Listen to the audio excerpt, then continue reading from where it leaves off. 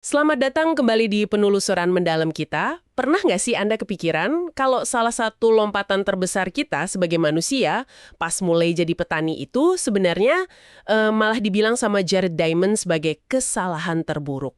Iya, kedengarannya provokatif banget ya. Banget. Kita kan seringnya bayangin masa lalu sebelum pertanian itu kayak semacam surga gitu, Taman Eden lah, hidup gampang. Bahkan di kitab Kejadian aja gambarannya kan kayak hukuman ya. Terkutuklah tanah, dengan susah payah engkau akan mencari rezekimu, dengan berpeluh gitu kan. Tapi beneran sesimpel itu nggak sih? Nah, itu dia. Hari ini kita bakal fokus banget ngupas bab 8 dari buku The Story of the Human Body. Judulnya aja udah bikin mikir. Surga yang hilang, berkah dan kebodohan menjadi petani. Kita mau coba telusuri nih, gimana sih keputusan nenek moyang kita buat pindah haluan dari berburu meramu ke cocok tanam itu ngubah semuanya. Semuanya di mana tuh? Maksudnya? Ya, tubuh kita, kesehatan kita, cara hidup kita bareng-bareng di masyarakat, dan ini nih yang penting. Gimana itu jadi akar dari banyak banget masalah kesehatan modern yang mungkin Anda alami sekarang. Ini bukan cuma soal ganti menu makan siang loh. Bukan sekedar ganti makanan ya? Bukan. Ini revolusi, benar-benar revolusi biologis dan sosial yang membentuk ulang spesies kita. Dan banyak penyakit mismatch, penyakit ketidakcocokan modern itu, akarnya bisa ditarik ke sini. Oke, menarik banget ini. Jadi misi kita hari ini kita bongkar bareng ya warisan dari revolusi pertanian ini. Untungnya apa, ruginya apa yang paling gede. Dan yang paling penting, kenapa kok ini relevan buat Anda, buat kita semua sekarang di abad 21. Kita coba lihat bukti masa lalu buat ngerti kondisi sekarang. Sip. Nah, pertanyaan pertama nih, kehidupan para pemburu peramu itu beneran senyaman surga nggak sih? Tinggal petik buah gitu. Dan apa ya, pertanian itu semacam kejatuhan dari kondisi enak itu. Ya seperti biasa ya, realitanya lebih rumit dari itu. Nggak hitam putih. Coba kita lihat satu contoh. Kaum Natufian. Mereka ini di Timur Tengah sekitar 15.000 tahun lalu. Oke, Natufian. Iya, mereka ini statusnya pemburu pengumpul. Tapi uniknya, mereka ini udah nggak nomaden lagi. Udah menetap. Loh, menetap tapi masih berburu meramu. Bukannya biasanya menetap itu kalau udah bertani? Nah, itu dia uniknya. Mereka udah hidup di desa-desa. Rumahnya dari batu, cukup permanen gitu. Bahkan ada bukti mereka bikin seni, kayak perhiasan, terus punya ritual kubur yang lumayan kompleks. Temuan arkeologi nunjukin kalau mereka ini hidupnya, lumayan makmur lah. Wilayahnya waktu itu kaya sumber pangan alami. Wah, oke. Jadi mereka udah nyaman nih, udah settle sebelum kenal pertanian. Terus, apa dong yang bikin mereka akhirnya mulai nanam-nanam gitu? Kalau hidup udah enak, ngapain repot-repot kan? Jawabannya, tekanan, krisis. Jadi sekitar 12.800 tahun lalu, ada perubahan iklim yang lumayan drastis. Perubahan iklim. Iya, periode dingin dan kering gitu namanya Younger Dryas. Kayak zaman es mini lah datang tiba-tiba, ratusan tahun lamanya. Nah, sumber makanan alami mereka, tanaman liar, hewan buruan, itu jadi menyusut drastis. Oh, jadi kondisi enak tadi hilang ya? Hilang. Kondisi nyaman mereka buyar. Sebagian kelompok Natufian ini ada yang milih balik lagi jadi nomaden, pindah cari tempat lain. Tapi sebagian lagi mungkin karena udah keenakan menetap atau gimana ya, atau emang kejebak aja, mereka milih bertahan di tempat. Oke, terus? Nah, disinilah inovasi itu muncul. Seringnya kan gitu ya, inovasi lahir dari keterpaksaan. Mereka mulai eksperimen lebih serius buat nanam tanaman liar yang sebenarnya udah mereka kenal, udah biasa mereka kumpulin. Kayak gandum liar, jelai, kacang-kacangan. Ah, jadi bukan karena nemu ide brilian gitu ya, tapi lebih ke respons darurat. Betul, lebih sering karena respons darurat buat bertahan hidup pas lagi krisis lingkungan. Bukan visi indah masa depan, Gida. Oke. Jadi bukan pilihan idealis, tapi adaptasi karena kepepet. Masuk akal sih sebagai pemicu awal. Tapi nih, kalau emang bertani itu awalnya susah banget, kerja keras, lahirnya dari krisis pula, kok bisa gaya hidup ini nyebar kemana-mana? Dahsyat gitu nyebarnya. Nah, itu pertanyaan bagus. Kenapa cara hidup berburu meramu yang udah jutaan tahun itu akhirnya malah kesingkir? Apa senjata rahasia petani awal ini? Kok bisa mereka menang? Dan populasi. Populasi gimana tuh? Coba kita bandingin ya. Di masyarakat pemburu pengumpul, ibu itu biasanya nyusuin anaknya lama. bisa sampai umur 3 tahun atau lebih. Akibatnya, jarak lahir anak berikutnya jadi panjang, bisa 3 sampai 4 tahun. Kenapa gitu? Ya, masuk akal kan? Anak kecil mesti digendong kalau kelompoknya pindah-pindah, terus makanan juga belum tentu selalu ada banyak. Ditambah lagi, angka kematian bayi sama anak kecil itu tinggi banget perkiraannya. Bisa 40-50%. 40-50%? Gila, tinggi banget. Iya, ngeri kan? Hasilnya, populasi pemburu pengumpul itu tumbuhnya lambat banget. Mungkin malah datar aja, nggak nambah-nambah. Oke, terus kalau petani gimana? Nah, di sini keunggulannya. Ibu petani itu bisa nyapih anaknya jauh lebih cepat. Mungkin umur 1 atau 2 tahun udah disapih. Oh, kok bisa lebih cepat? Karena mereka punya akses ke makanan lunak buat bayi. Kayak bubur dari hasil panen sereal, atau mungkin susu dari hewan ternak kalau mereka juga beternak. Oh, oke. Nyapih lebih cepat, artinya si ibu siklus suburnya balik lagi lebih cepat. Bisa hamil lagi, jarak antar kelahiran jadi lebih pendek.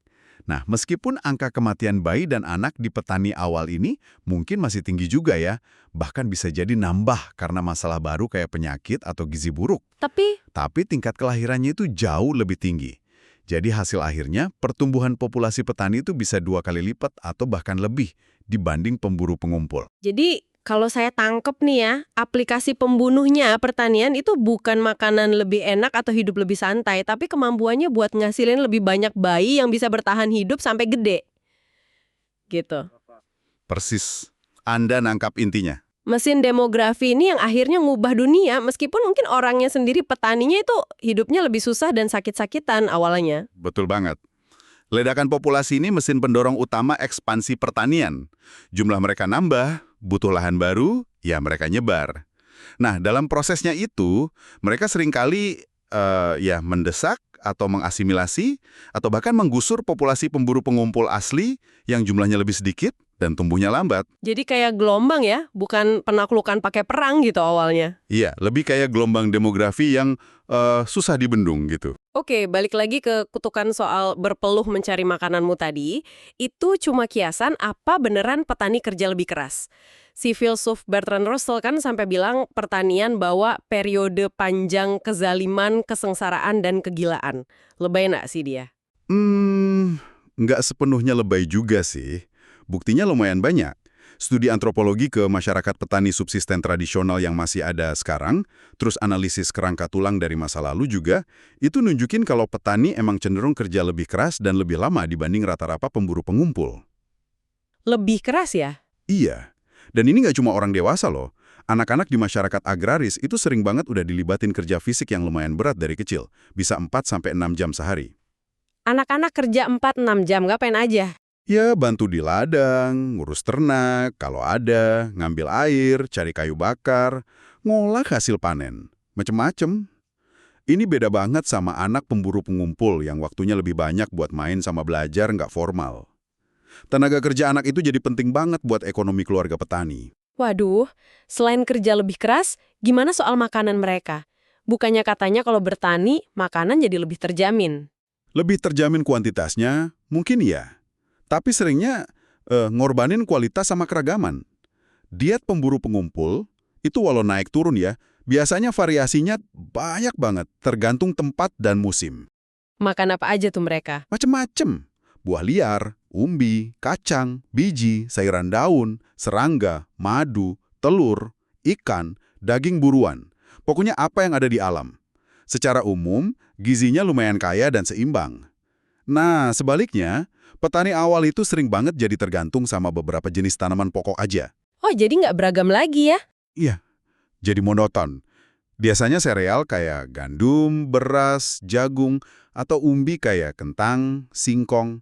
Tanaman-tanaman ini emang kalorinya padat, kayak pati atau karbohidrat simpel, tapi bisa jadi miskin vitamin atau mineral penting lainnya. Nah, ketergantungan sama sedikit jenis makanan ini kayak naruh semua telur di satu keranjang gitu ya. Akhirnya bikin masalah baru nggak sih?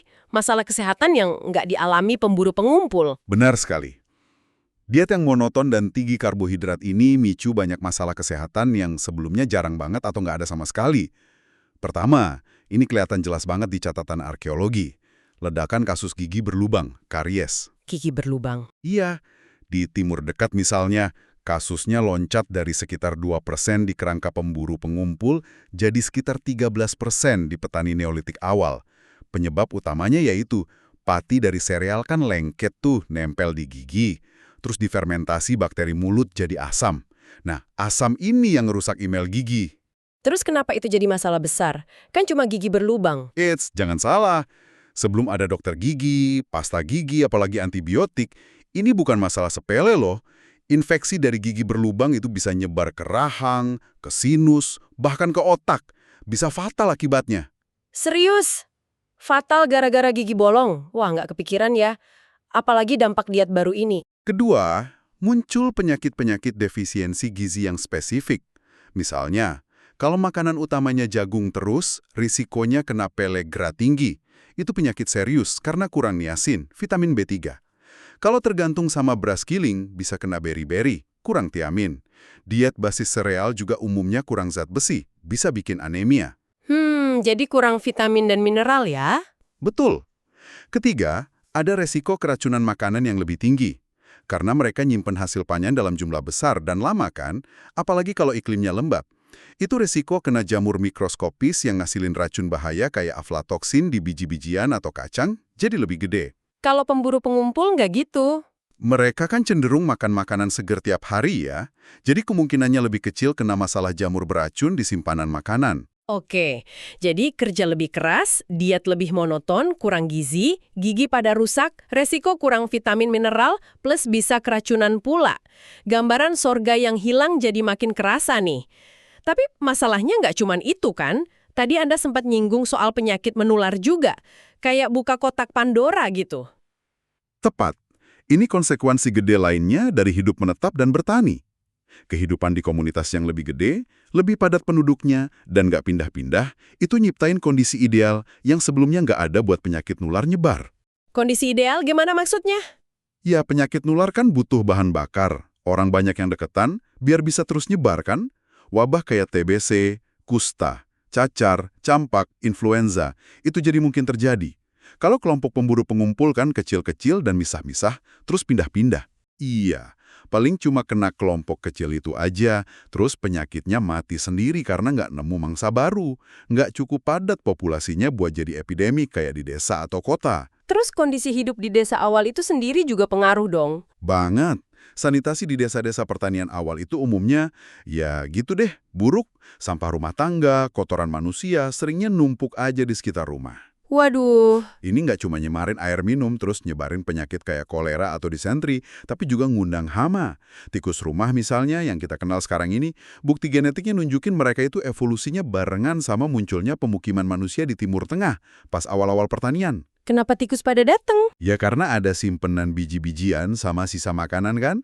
Nah tikus sama lalat yang juga senang di tempat sampah, itu jadi vektor penyakit mematikan lain, kayak pes yang dibawa kutu tikus atau tifus. Jadi, sebelum orang ngerti soal kebersihan, bikin selokan, ngurus sampah, ya desa sama kota awal itu ibaratnya inkubator penyakit. Ini kok gambarannya jadi suram banget ya. Tapi kan kita juga tahu ada sisi lain dong. Bukannya pertanian ini dengan segala masalahnya itu yang justru bikin lahirnya peradaban. Seni, tulisan, kota-kota gede, ilmu pengetahuan. Anda bener banget. Kemampuan buat ngasilin surplus makanan, nah ini kuncinya. Surplus itu artinya bisa produksi kalori lebih banyak dari yang dibutuhin buat hidup sehari-hari.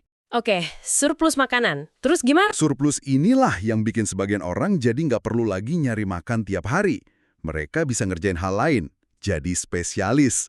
Ada yang jadi pengrajin, pedagang, pendeta, prajurit, pemimpin, seniman, penulis, filsuf, ilmuwan. Jadi ada pembagian kerja gitu ya? Betul.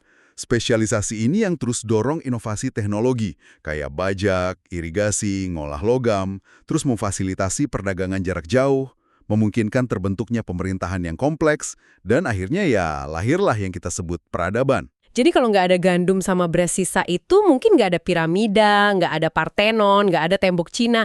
Jangan-jangan nggak ada internet juga nih buat kita ngobrol. Kemungkinan besar gitu. Tapi, nah, disinilah pedang bermata duanya kelihatan. Surplus makanan yang sama itu, plus kemampuan buat nyimpen dan ngontrol pembagiannya, itu juga yang ngelahirin konsep kekayaan pribadi sama kepemilikan sumber daya. Sesuatu yang nggak terlalu penting buat masyarakat pemburu pengumpul yang lebih egaliter, lebih sama rata sama rasa. Jadi mulai ada konsep punya saya, punya kamu gitu ya? Iya. Dan ini jadi dasar munculnya stratifikasi sosial yang tajam. Ada kelas elit yang nguasain tanah sama surplus, ada rakyat pekerja yang produksi, lahirlah ketidaksetaraan ekonomi sama sosial yang sistemik. Muncul perbudakan, pajak, birokrasi, Dan perang juga. dan perang terorganisir skala besar buat rebutan sumber daya, tanah subur, atau tenaga kerja. Ditambah lagi, karena tergantung sama sedikit tanaman pokok, masyarakat agraris jadi rentan banget sama bencana kelaparan massal, kalau gagal panen gara-gara cuaca, hama, atau perang. Ini sisi gelap yang datang bareng sama terbitnya peradaban, sesuatu yang skalanya jarang banget ditemui di masyarakat pemburu pengumpul. Wah, bener-bener paket komplit ya. Ada kemajuan luar biasa, tapi muncul juga masalah struktural baru yang fundamental. Ini bener-bener ngubah cara pandang soal kemajuan sih. Nah, sekarang kita tarik ke masa kini deh. Relevansinya apa sih semua cerita petani pertama ribuan tahun lalu ini buat kita-kita yang hidup di abad 21, yang mungkin belanjanya di supermarket, kerjanya depan komputer? Kenapa kita perlu peduli? Relevan banget, karena tubuh Anda, tubuh kita semua, secara biologis itu masih bawa warisan evolusi jutaan tahun sebagai pemburu pengumpul. Terus ditimpa perubahan drastis gara-gara revolusi pertanian sekitar 10-12 ribu tahun lalu. Ditambah lagi sama revolusi industri beberapa abad terakhir. Nah, banyak penyakit kronis modern yang tadi kita sebut mismatch diseases atau penyakit ketidakcocokan itu, Yang kayak gimana tuh contohnya? ya kayak obesitas, diabetes tipe 2, penyakit jantung, darah tinggi, bahkan mungkin beberapa jenis kanker, alergi, penyakit autoimun, itu semua pada dasarnya muncul karena ada gap, ada jurang, antara desain biologis tubuh kita yang udah teradaptasi buat lingkungan masa lalu, sama lingkungan dan gaya hidup modern yang kita ciptain sekarang. Dan revolusi pertanian itu titik awalnya. Iya, titik awal dari perceraian besar ini. Bayangin aja, tubuh kita didesain buat makan macam-macam, kayak serat, protein, lemak sehat, mikronutrien dari banyak sumber alami. Terus juga didesain buat gerak fisik tiap hari, aktivitasnya tinggi dan bervariasi. Oke, itu desain awalnya. Terus datanglah pertanian yang pelan-pelan geser diet kita jadi dominan karbohidrat olahan, terutama dari sereal, dan ngurangin keragaman makanan. Terus revolusi industri dorong kita jadi makin mager, makin kurang gerak, diet makin banyak gula sama lemak nggak sehat, hidup makin padat, stresornya beda lagi. Tubuh zaman batu kita ini kayak dipaksa jalan pakai software lingkungan abad 21, bikinan warisan pertanian sama industri. Hasilnya? Hasilnya ya error sistem di mana-mana yang kita lihat sebagai penyakit kronis modern itu. Makanya ngerti sejarah evolusi ini ngasih kita perspektif penting banget kenapa kok kita rentan sama penyakit-penyakit ini dan mungkin apa yang bisa kita lakuin buat ngatasinnya. Jadi, setelah kita telusuri bareng bab 8 The Story of the Human Body ini ya, pertanyaan awal tadi, pertanyaan itu surga yang hilang atau kesalahan terburuk, jawabannya jelas nggak simpel ya. Kompleks banget, banyak lapisannya. Iya, nggak bisa hitam putih. Pertanian emang benar, micu ledakan populasi yang bikin lahirnya peradaban, dengan semua pencapaiannya yang luar biasa itu. Tapi biayanya, ongkosnya, terutama di awal-awal, ternyata mahal banget. Kerja lebih keras, diet bisa jadi lebih buruk, muncul penyakit nular yang serem, lahir ketidaksetaraan sosial sama konflik. Ini transformasi gede banget, yang efeknya masih kita rasain sampai sekarang. Dan yang paling penting buat Anda ingat nih, ngerti transisi fundamental ini bukan cuma pelajaran sejarah kuno doang. Ini kunci buat ngerti biologi Anda sendiri. Kenapa kok tubuh Anda mungkin reaksinya beda sama makanan tertentu? Kenapa kok gerak badan itu penting banget? Kenapa kita rentan sama penyakit gaya hidup modern? Jadi keputusan leluhur kita ribuan tahun lalu itu masih ngaruh ke badan kita sekarang ya? Banget. Keputusan kolektif mereka buat mulai bajak tanah itu secara harfiah kayak tertulis di gen kita dan terus interaksi sama dunia yang kita tinggali sekarang. Ini bagian dari cerita evolusi tubuh manusia yang masih jalan terus. Cerita Anda juga. Wah, ini ninggalin kita sama satu pemikiran penutup yang lumayan provokatif nih buat Anda renungkan. Kalau revolusi pertanian bikin begitu banyak ketidakcocokan antara biologi purba kita sama lingkungan baru kita, terus revolusi industri nambah lagi masalah di atasnya, seberapa banyak sih kemajuan teknologi sama medis modern yang kita banggain itu sebenarnya cuma usaha kita buat nambal sulam aja? nambal sulam gejala ya. Iya, ngobatin gejala dari masalah fundamental yang kita bikin sendiri sejak kita ninggalin cetak biru gaya hidup leluhur kita sebagai pemburu meramu. Pertanyaan gede nih buat dipikirin. Sampai jumpa di penelusuran mendalam berikutnya.